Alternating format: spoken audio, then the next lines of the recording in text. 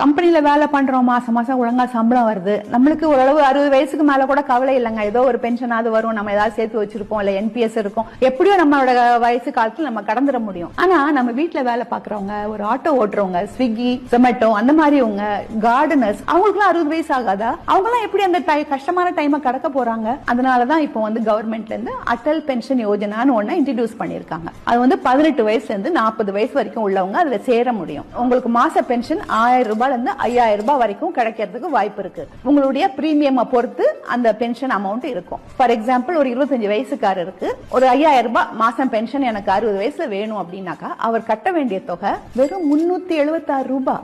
இன்னைக்கு டேட்டுக்கு ஒரு ஹோட்டல்ல போய் ஒரு டிஃபன் 2 பேர் சாப்பிட்டா முடிஞ்சு போச்சு. அந்த தொகையை நம்ம மாசம் மாசம் நம்ம அக்கௌண்ட்ல கட்டிட்டு வந்தோம்னா நம்மளுக்கு 60 வயசுல இருந்து மாசம் 5000 ரூபாய் பென்ஷன் கிடைக்கும். அது தவிர நம்மளுக்கு மொத்த தொகையா 8.5 lakhs சேர்ந்திருக்கும். அந்த தொகையை ஒருவேளை அந்த பாலிசி ஹோல்டர் இறந்துட்டாருன்னா அவங்க ஃபேமிலிக்கு கொடுத்துருவாங்க. எத்தனையோ ஏமாத்து திட்டங்கள்ல போய் சேர்றதை விட இந்த மாதிரி கவர்மெண்டோட திட்டங்களை சேர்றது நல்லது இல்லையா? சோ ஒருவேளை உங்களுக்கு இது தேவைப்படாம இருக்கலாம். உங்க கம்பெனில ஒர்க் பண்றவங்க இருந்தா அவங்களுக்கு இந்த அக்கௌண்ட்ல சேர்த்து விடுங்க. அநேகமா எல்லா பேங்க்ஸ்லயுமே இது அவைலபிளா இருக்கு. உங்களுக்கு ஒரு எஸ்பி அக்கௌண்ட் இருந்தா இந்த அக்கௌண்ட்டை நீங்க சேர்த்து ஓபன் பண்ணிக்கலாம். ஒருவேளை யாரும் அதுக்காக பேங்க்குக்கு நீங்க போன உடனே வாங்க வாங்க இந்த அக்கௌண்ட்ல சேர்ந்துக்கோங்கன்னு சொல்ல போறது இல்ல. நம்மளாதான் கேட்டு இந்த அக்கௌண்ட்ல சேரணும், இல்லைன்னா மத்தவங்கள சேர்த்து விடணும்.